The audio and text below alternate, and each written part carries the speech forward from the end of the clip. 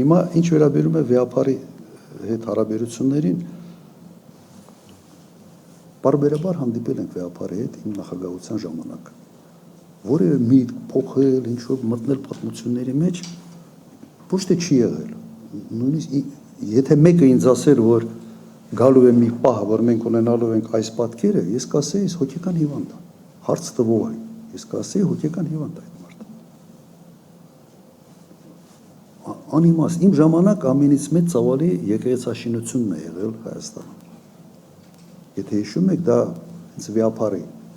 շնորհիվ ինքը կարողացել է եւ ֆինանսական ինչ-որ միջոցներ հայտարարել եւ բավական եկեղեցիներ կառուցվել այն ժամանակ, բարբերաբար քննարկել ենք, բայց երբեք չի եղել քննարկում, որը կարող էր փոխադարձ անվստահության ինչ-որ բան ձևավորել, մթնոլորտ, երբեք չի եղել։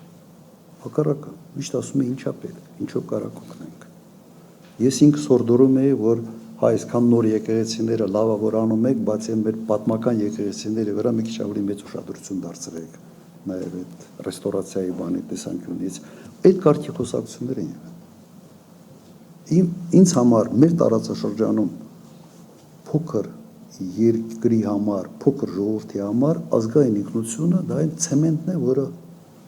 այդ պետականությունը ամուր է պահում։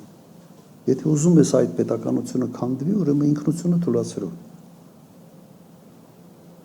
Սա իմ մոտ sense աքսիոմատիկ ինչ-որ բան է, էլի մոտեցում է, եւ ես այդ մոտեցում ունենալով չէի կարող ուրիշ կարգի հարաբերություններ ձևավորել